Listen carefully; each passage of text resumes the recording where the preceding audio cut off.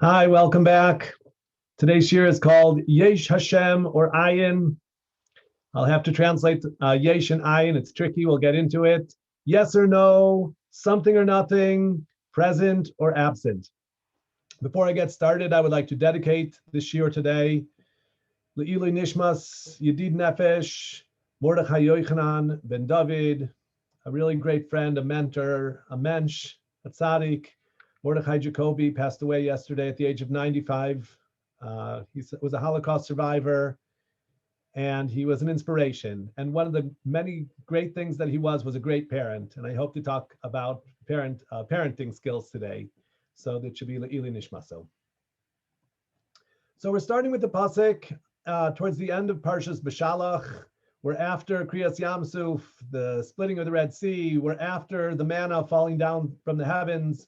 But the Jews again are without water in the wilderness, and they're complaining, and they're asking sort of a crazy question. Lemor hayesh Hashem b'kirbeinu im ayin, saying, is God in our midst or isn't he? And it's a rather shocking question. And so we're going to have to rethink it. Immediately after, the very next words in the Torah are a new parsha, which begins Vayavo Amalek. And we've spoken about Amalek, the embodiment of evil. They were, let's call them nomadic tribes in the wilderness who were attacking the Jewish people. The very first to attack after Yetzias Mitzrayim. The Jews were the big man on campus after Hashem had smitten the Egyptians so mightily. Everybody was afraid of the Jews. And Amalek said, I'm not afraid. And so he's a scoffer, he's a cynic, and he's still around. Amalek is around, he's been associated with the Nazis, but Amalek is sort of a power in the Bria of cynicism, of even skepticism, certainly of heresy, of any denial of honor and truth, and that the whole world is just a joke. And so all of us have a little bit of that within ourselves. But in this particular episode, the Jewish people are asking a question about God's presence, and then comes along Amalek. So Rashi brings Divrei Chazal, connecting these two ideas. Vayavo Amalek, says Rashi, Samach Parsha Zu Lemikra Zeh. The parsha of the war against Amalek is abutting what we just said about the Jews asking about God's presence. Lomar Tamid Ani Benechem Umuzuman Lekol Tzarchechem. God says, I'm always with you and amongst you and available for all your needs. And you're asking, is God in our midst or not? So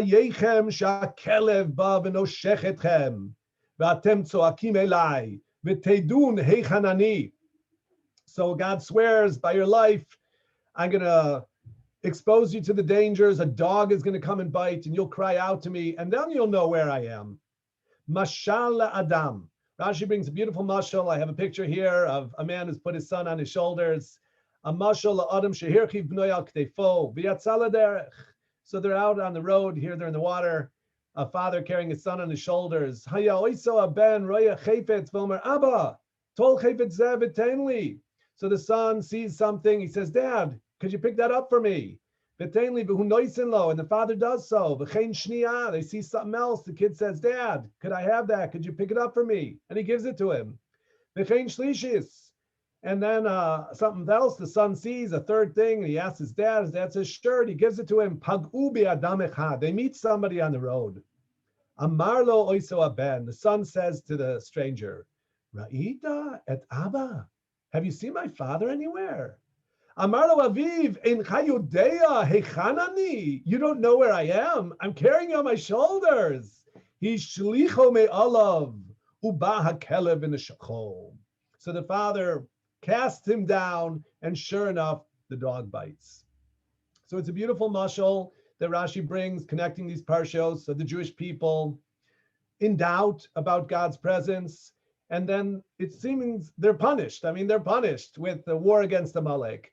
But we're going to see, first of all, how could it be that the Jews are asking, is God in their midst? Or certainly they can't ask, does God exist? That question is impossible for the Jewish people to ask at this point in human history, when he's done so many open miracles for them. So we have to go deeper and understand, what really they said when they said, Hayesh Hashem b'kirbeinu im oyin. And I want to grant that there's different levels of meaning here. There is pshat like Rashi, and the Unklis says, Hayim yesh Hashem b'kirbeinu im lav, if not. But really, we're going to follow a Zohar here.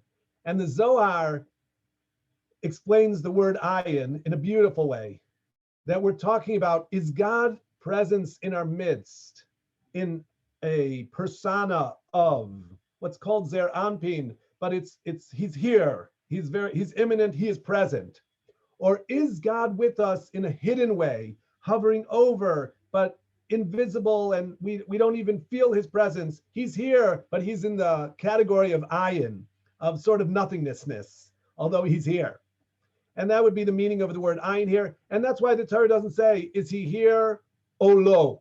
It doesn't say, if not. It says, is he yesh or is he ayin? So I just want to give a little bit of definition to non-Hebrew speakers of yesh and ayin.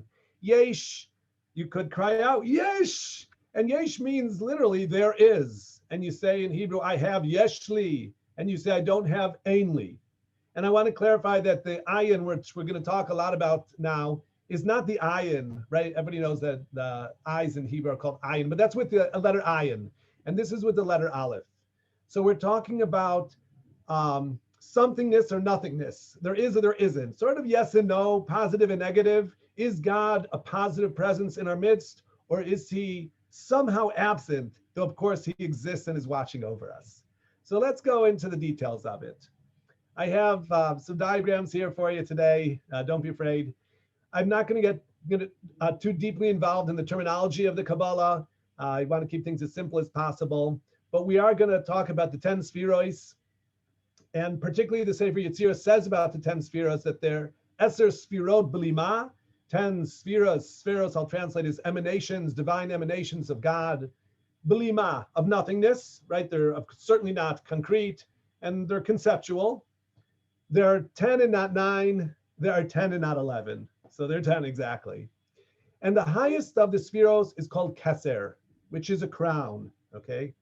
And so the highest sphere, Keser, is sort of qualitatively different than all the other spheros. So the 9 spheros correspond to parts of our body, right arm, left arm, and so forth, the trunk of our body. But the Keser is like a crown, which is not on a person's body. A person doesn't have a crown. You wear a crown. A crown is above your head. And so Keser is the highest of the spheros, and it's sort of all-encompassing. All of the other spheros, in a way, can be considered to be contained within the boundless light of the sphere called Keser, okay, of this crown. And I want to give you another example of it, because most of us don't wear a crown, right?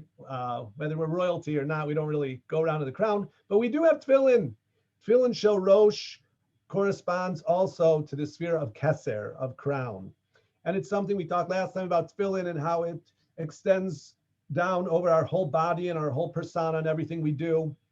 So we do have a connection with this very, very high place called Keser, of this crown. And I want to explain it further in terms of our soul.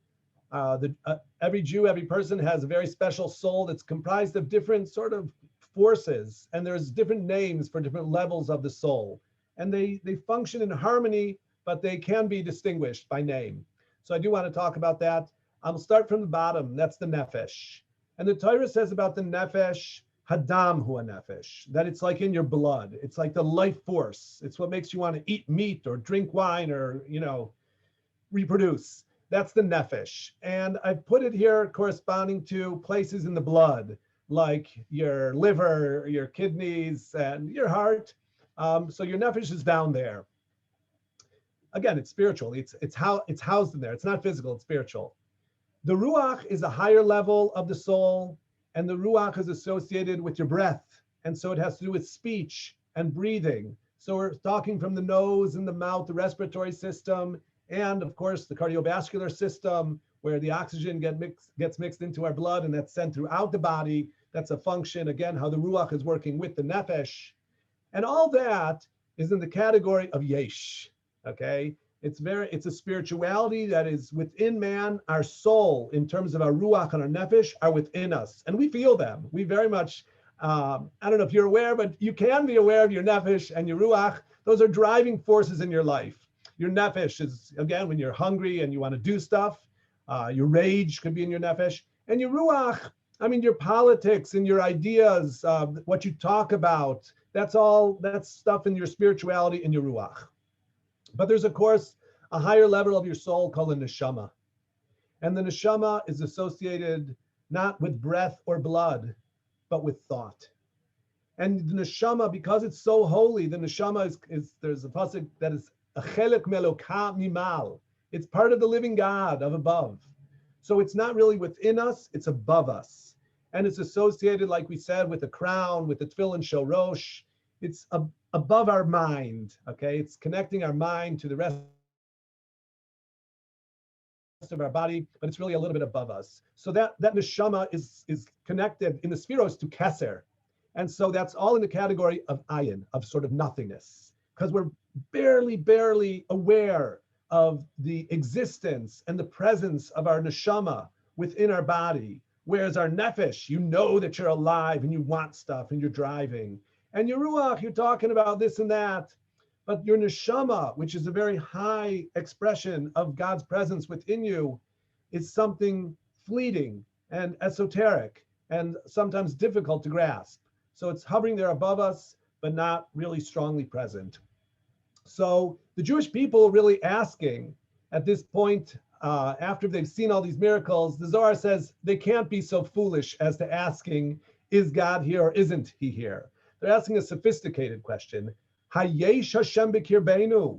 Is God present within us in a very powerful way, like bodily, in our bodies, we're going to feel the power and the might of God? Or is Hashem here be'ayin? And he's hovering above, but in a way that we sort of perceive his absence. We know he's there, but he's appearing in a sort of absent way. And again, maybe it sounds self-contradictory, but I want to give you a really concrete example and something practical. And I think all of us can do it and live it. And it is part of who we are and I think how we need to be. And that is in the realm of parenting. God is, of course, like a parent to the Jewish people. And we are parents to our children. We have parents and we have children, Baruch Hashem. And effective parenting is a mixture of yesh and ayin. And I have a picture here, what are called today helicopter parents. And you see in this picture, poor kid, right? His parents are all over him, hovering right over him and examining him through a telescope. And she has maybe a loudspeaker there. The kid looks really forlorn and he doesn't have any space to become himself because his parents are way too much yesh. They're too present and there upon him. That kid is never going to grow up. Okay, I have so much rachmanis on this kid. So of course you need to be there for your kids. And that's called yesh, right? I mean, a parent who's not there for his kids, that they're really absent. I mean, okay, so that's neglect. We're not talking about that. We're talking about you do need to be there for your kids, but you need to give them space. And space, of course, will allow them to fall, to fight, and to grow. And this is what Hashem is doing for Am Yisrael. He has them on his shoulders, and he's taken them out of Egypt, and he's done everything for them. And that could go on, but what would be the point of that? Of God sort of dragging the Jewish people through history? And it's not going to be that way. That wouldn't be the destiny of mankind, and God did not create the universe for that.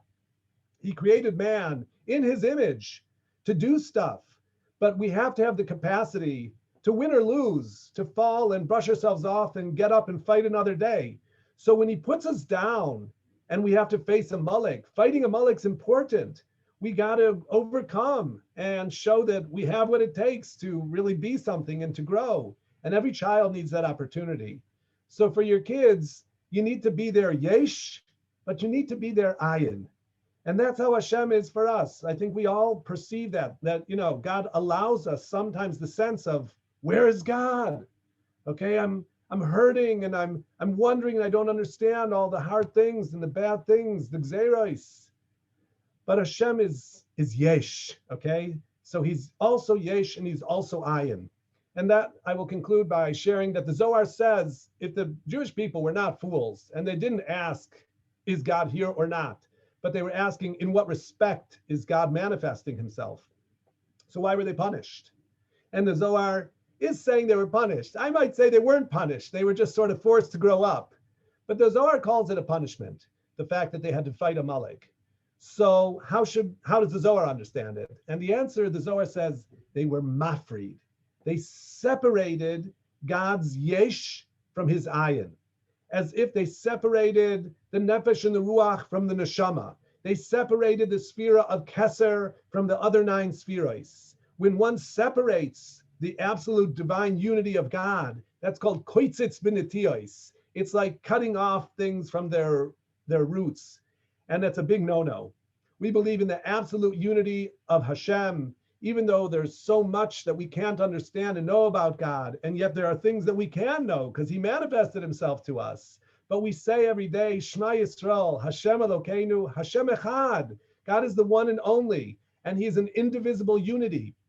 So we dare not divide. Hashem is both Yesh and Ayin. So all of the above is, of course, the correct answer to this question. That's what you need to be as a parent, Yesh and Ayin. That's how Hashem is with us, Yesh v'Ayin. And so with that, I conclude and thank everybody for being here.